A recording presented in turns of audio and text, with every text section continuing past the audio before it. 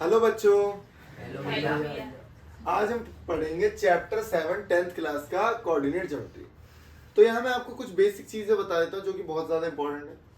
The distance of a point from the Y axis. अगर मैं पूछूं आपसे कि मैंने एक पॉइंट बना रखा है, वो आपको दिख भी रहा होगा, मैं पूछूं इस पॉइंट की वाई एक्सिस से दूरी कितनी है, बताओ कितनी है? सोच के बोल सकता है, ऐसे इशारे करना 5। ठीक है बहुत बढ़िया। तो यहाँ पे मैंने लिख दिया, कई बच्चे सोचते हैं भाई वाई एक्सिस से दूरी है तो वो वाई कोऑर्डिनेट बता देते हैं 2, जो कि बिल्कुल गलत है। अगर आप ध्यान से देखो तो ये पॉइंट क्या है 5 और ये पॉइंट क्या है 2, तो वाई एक्सिस से कितनी दूर है 5। तो बस इस पॉइंट को याद रखोगे। The distance of a point from Y axis is X coordinate. तो भाई एक्स कोऑर्डिनेट क्या है दोनों का? एक्स तो आगे वाला होता है, तो 5 हो गया। अब मैं पूछूं एक्स एक्सिस से दूरी कितनी है इसकी, तो एक्स एक्सिस से तो 2 ही है। तो the distance of a point from the X axis is Y coordinate. तो जो इसका वाई कोऑर्डिनेट हो आप बता दो। समझ में? बहुत बेसिक चीज है, बहुत बेसिक चीज। मैं यहाँ पे आपको एक चीज और बताता हूँ कि मैंने बोला x बराबर 4, क्या बोला है? x बराबर 4, और मैंने बोला इसका ग्राफ बनाओ। अब आप देख रहे हो यार x बराबर 4, हमने तो ऐसी वाली इक्वेशन पढ़ी थी बचपन में, x प्लस वाई बराबर 2, ठीक है, जिसमें y भी होता था। अब इसमें तो y है ही नहीं। कई बार वो ऐसा बोलेगा कि भाई एक ऐसी इक्वेशन बनाओ जो कि y के इंडिपेंडेंट हो, मतलब y पे डिपेंड ना करती हो। ध्यान से देखो दोबारा, क्या ये वैल्यू y पे डिपेंड करती है? x की वैल्यू। अगर मैं x y की जगह 1 रख दूं तो बताओ x कितना आएगा? 1 आएगा। अगर मैं यहाँ पे 2 रख दूं 0, तो मतलब y को चेंज करने पे x की वैल्यू चेंज हो रही है। यहाँ पे ऐसा नहीं होगा। देखो क्यों नहीं होगा, मैं बताता हूँ। इसका ग्राफ बनाता हूँ। इसका ग्राफ है ये, और ये है 4 0। अगर मैं बोलूं इस पॉइंट को बनाते हैं 1 2 3 4 5 6, 1 2 3 4 5 6, 1 2 -1। अगर मैं बोलूं भाई इस पॉइंट को डोनेट करूं तो ये क्या होगा? 4 5 होगा। अगर मैं बोलूं इस वाले पॉइंट को डोनेट करूं तो ये क्या होगा? 4 3। अगर मैं बोलूं इस वाले पॉइंट को डोनेट करूं तो ये होगा 4 -2। बस मुझे ये बताओ, क्या भाई x की वैल्यू चेंज हो रही है? y की वैल्यू तो चेंज हो रही है, क्या x की वैल्यू चेंज हो रही है? बिल्कुल नहीं हो रही। इसका मतलब कहा जाएगा कि जो ये वाली इक्वेशन है वो y के इंडिपेंडेंट है। तो याद ये भी रखोगे कि अगर x की कोई भी वैल्यू दे रखी है आपको, सिर्फ x की वैल्यू, दोबारा सुनना इसको, कि अगर आपको कोई x की वैल्यू दे रखी है तो याद ये रखोगे कि वो जो लाइन बनेगी वो पैरेलल होगी किसके? y axis. किसके पैरेलल होगी? y axis. अगर मैंने एक और इक्वेशन दे दी y बराबर 2, तो इसका मतलब समझ जाओ एक ऐसी लाइन बना दो जो कि x एक्सिस के पैरेलल है, जो कि x एक्सिस के पैरेलल है। तो यहाँ ये 2 था, मैंने एक ऐसी लाइन बना दी जो कि है 2 0 2। तो इस वाली लाइन पे क्या होगा? या इस वाली लाइन पे हमेशा y 2 ही रहेगा। x चेंज होगा हर पॉइंट पर, लेकिन y कभी चेंज नहीं होगा। ये छोटी सी बात सबको याद रखो, ठीक है। अब हम पढ़ेंगे एक डिस्टेंस फॉर्मूला जो कि बहुत ज्यादा इंपॉर्टेंट है, ठीक है। तो मैंने जैसा कि आपको बताया कि अब हम डिस्टेंस फॉर्मूला पढ़ने जा रहे हैं। तो डिस्टेंस फॉर्मूला में क्या है कि भाई 2 पॉइंट है, मान लेते हैं हम लोग a और b। अब ये पॉइंट कोई भी हो सकते हैं, ये पॉइंट आपको मैं बताऊंगा कोई भी हो सकते हैं, लेकिन पहले फॉर्मूला कैसे बना है वो सीखिए। अच्छा आप बताओ, पाइथागोरस है, अगर मुझे ये हाइपोटेन्यूस निकालनी है तो आप कैसे निकालोगे? यहाँ से यहाँ तक की दूरी x, यहाँ से यहाँ तक की दूरी y है। तो भाई हाइपोटेन्यूस का स्क्वायर बराबर बेस का स्क्वायर और परपेंडिकुलर का स्क्वायर। तो बेस हो गया x का स्क्वायर प्लस y का स्क्वायर, और यहाँ पे तो h का आ गया आपको x square plus y square. अब ये मैं याद रख सकता हूँ कि अगर कभी भी बोला गया कि डिस्टेंस फ्रॉम द ओरिजिन, क्या बोला गया? Distance from the origin, origin. तो आप ये वाला फॉर्मूला लगा सकते हो। अब मैंने इस डायग्राम को मिटा के एक और डायग्राम बना ताकि आपको और अच्छे से समझ में। यहाँ पे ये ना, और मैंने यहाँ पे पॉइंट बनाया, ये पॉइंट है ए, ये पॉइंट है ओ, ठीक है। और मेरे को बोला इस लाइन की डिस्टेंस निकालनी है, तो बेटा वैसे ही निकालेंगे। यहाँ से यहाँ तक की दूरी y, और यहाँ से यहाँ तक की दूरी अगेन x, तो वही x square plus Y square निकल गई दूरी। लेकिन अगर मैं आपको बोल दूं कि अरे मुझे पूरी दूरी नहीं निकालनी, मुझे सिर्फ दूरी निकालनी है यहाँ से, ये पॉइंट है बी, तो इसका मतलब ये नहीं लूंगा मैं, ये नहीं लूंगा, ठीक है। और इसका मतलब मैं क्या लूंगा, सिर्फ ये वाला ट्रायंगल बनेगा, यही वाला ट्रायंगल बनेगा ना। अब दिक्कत पता क्या आ रही है, दिक्कत ये आ रही है, ये जो दूरी है ये कैसे निकालूंगा, ये दूरी कैसे निकालूंगा। ध्यान तो देखना, इसको जूम कर देना। यहां से यहां तक की जो दूरी है, यहां से यहां तक की दूरी जो है वो हम ले लेते हैं y2, और ये वाली दूरी ले लेते हैं y1, इस वाली दूरी को ले लेते हैं x2, और इस वाली दूरी को ले लेते हैं x1, ठीक है। अब ध्यान से देखो, क्या अगर मैं y2 में से y1 को माइनस कर दूंगा तो ये निकल जाएगी, ये वाली इसको ले लेते हैं p। क्या मेरा AP निकल जाएगा, AP कैसे निकलेगा भाई, y2 में से y1 को घटा दो, ध्यान से देखो। और भाई ये कैसे निकलेगा, ये सिर्फ इतना चाहिए मुझे, तो x2 में से अगर x1 को मैं घटा दूं तो मुझे ये मिल गया। तो ये वाली दूरी और ये वाली दूरी का, समझ गया ना, ये हमारा बेस हो गया, ये हमारा परपेंडिकुलर हो गया, और फिर पाइथागोरस थ्योरम लगानी है। तो मैं बता देता हूँ क्या करना है। अब आप इसे याद ही कर लेना हमेशा के लिए कि अगर मुझे ए बी डिस्टेंस निकालना है तो भाई रूट में x2 माइनस x1 का square plus y2 minus y1 का, तो ये हमारा मास्टर फॉर्मूला हो गया। ये आया कैसे, मैंने आपको बता दिया, ये मैंने आपको बता दिया।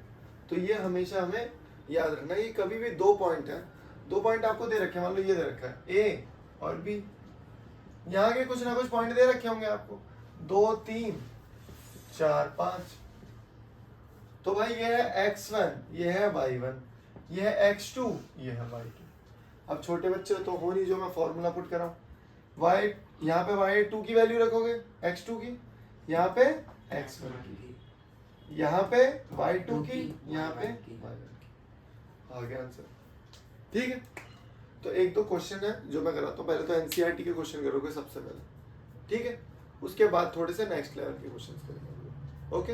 तो मैं आपको एक एनसीईआरटी का एग्जांपल करा रहा हूँ, एग्जांपल में समझने की कोशिश करना कि भाई ये 4 पॉइंट हमें दे दिया और इन्होंने बोला प्रूफ करो कि ये स्क्वायर है।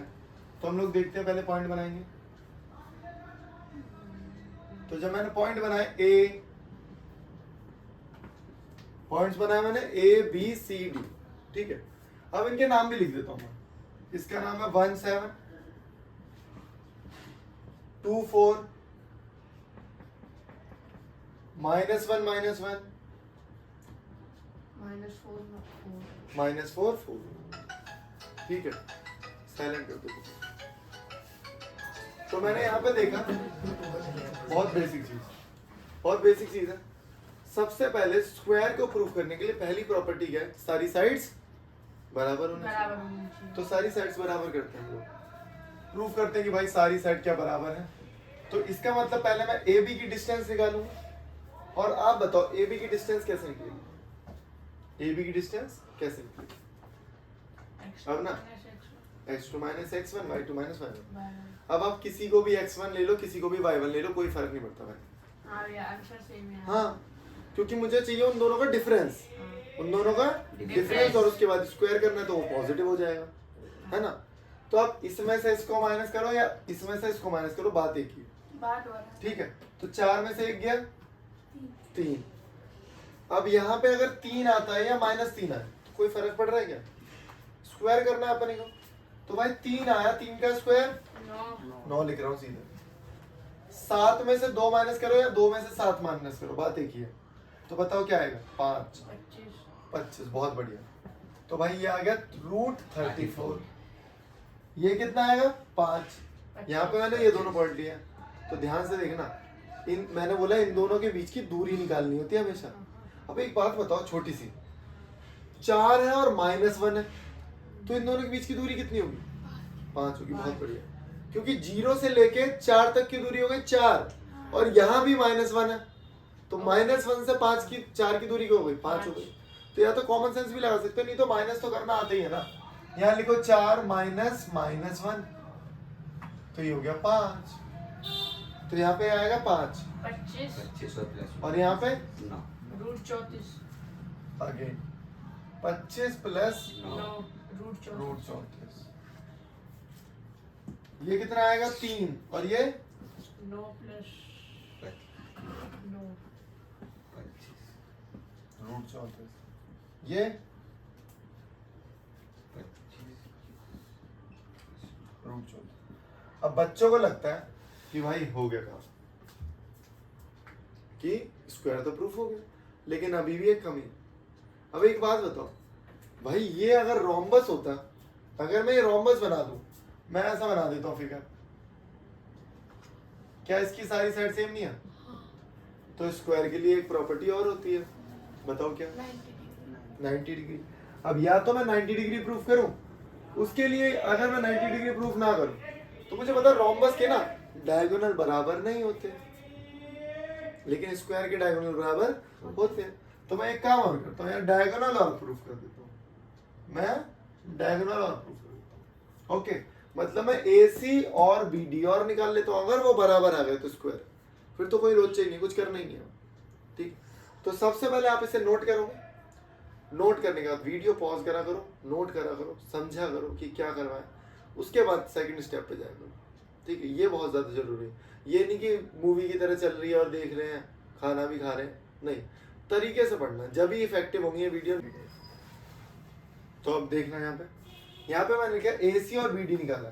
AC और BD कैसे? ये पॉइंट्स मुझे दिख रहे हैं, ये पॉइंट्स मुझे दिख रहे हैं, इन दोनों के बीच के डिस्टेंस निकालनी। तो वैसे भी देखो ना, -1 से 1 की दूरी कितनी होगी? 2। तो भाई मैंने 1 + 1 सीधे भी 2 लिख सकते हैं, 2 का स्क्वायर ये 7, और -1 से की दूरी 8 लिखो, सीधे उसका स्क्वायर ये।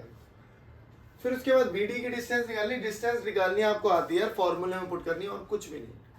डिस्टेंस निकाली, फिर देखा दोनों बराबर है। पता है एक तरीका और था मेरे पास, एक तरीका ये कि ये मेरा 34 आ रहा है, ये मेरा 34 आ रहा है, तो AC निकाल सकता हूँ। पूछो कैसे? कैसे क्या?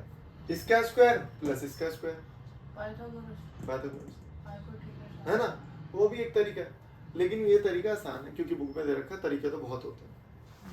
तो आज हमने क्या पढ़ा? Distance formula. एक क्वेश्चन और कराऊंगा, उसके बाद करेंगे क्लास में, ठीक है? देखो, अब हम कर रहे हैं question number 8। Find the value of y for which the distance between the point P and Q is 10। तो भाई एक पॉइंट P है, एक पॉइंट Q है, इन दोनों के पॉइंट भी दे रखे हैं, 10y और 2 - 3, और इन दोनों के बीच की दूरी भी दे रखी है 10। तो भाई दूरी कैसे निकालते हैं? दूरी तो मुझे दे ही रखी है, तो चलो सॉल्व करते हैं इसके 2 तरीके बताऊंगा।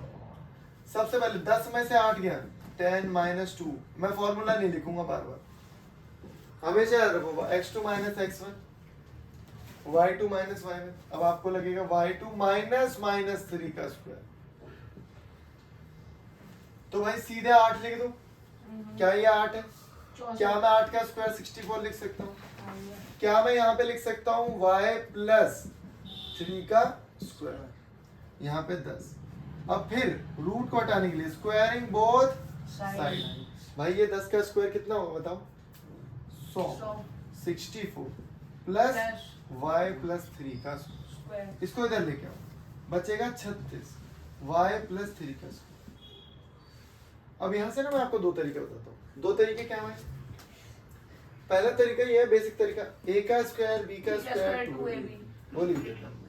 तो भाई y का स्क्वायर प्लस इसका स्क्वायर 9 प्लस 6x, और यहाँ पे 36। जब ये 9 इधर आएगा, सॉरी यहाँ पे x नहीं आएगा, y है, तो यहाँ मैं स्टैंडर्ड इक्वेशन बना देता हूँ, y का square plus 6x 6y sorry, और 36 में से 9 गए 27। अब बचपन में जैसे क्वाड्रेटिक इक्वेशन सॉल्व करते थे इसको वैसे ही करना, कोई बहुत बड़ा डिफिकल्ट टास्क नहीं। यहाँ पे देखो दूसरा तरीका बहुत ही आसान कि भाई यहाँ लिखा है 36 बराबर y प्लस 3 का स्क्वायर। तो अब क्या करेंगे बताओ, क्या मैं दोनों साइड रूट कर दूं? जब मैं इसका रूट करूंगा तो मैं एक बार लिखूंगा +6 और एक बार -6 और यहाँ y प्लस। अब ये जो मैंने प्लस माइनस लिया है आप दोनों में से किसी तरफ भी ले सकते हो, उसमें कोई लोचा नहीं।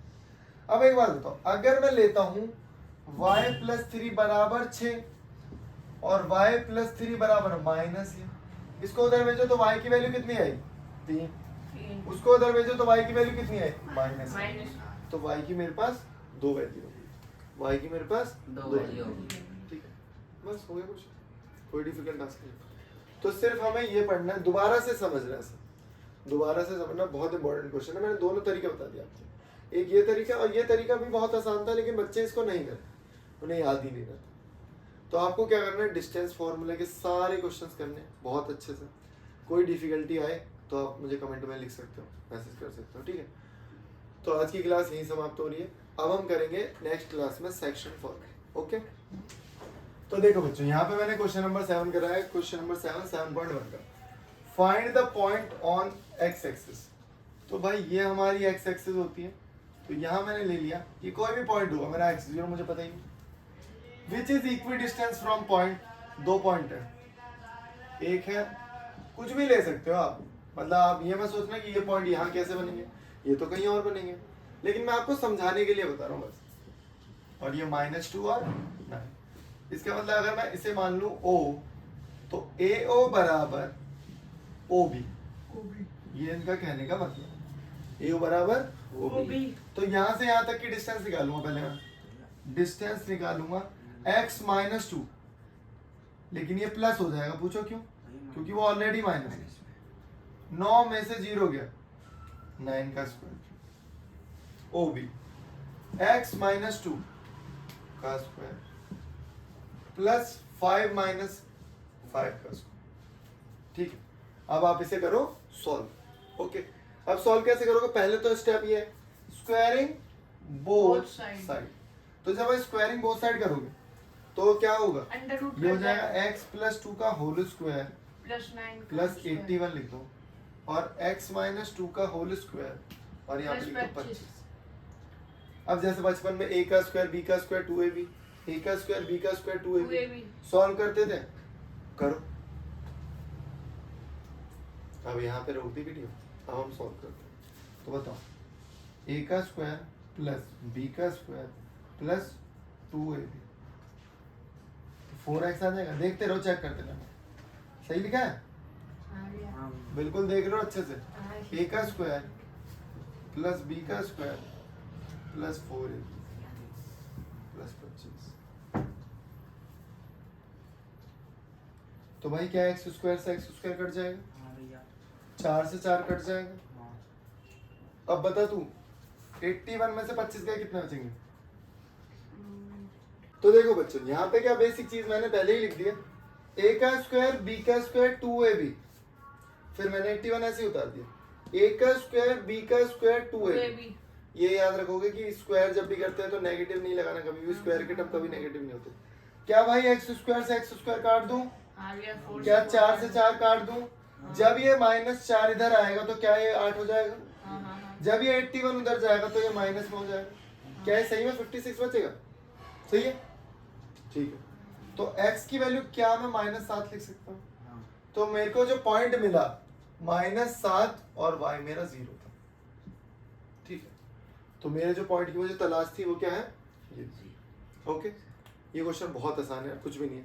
हमेशा जब भी क्वेश्चन है ना, find the point on the x axis y axis जो भी है, तो उसका पॉइंट लिख लो पहले, तो बना लो ऐसे डायग्राम जैसे बनेगा, कॉमन सेंस का, ठीक है। उसके बाद आपको बताया, जब बोला है इक्वी डिस्टेंस है तो AO बराबर OB होगा, क्योंकि इन दोनों की दूरी इन्होंने बराबर बोली है।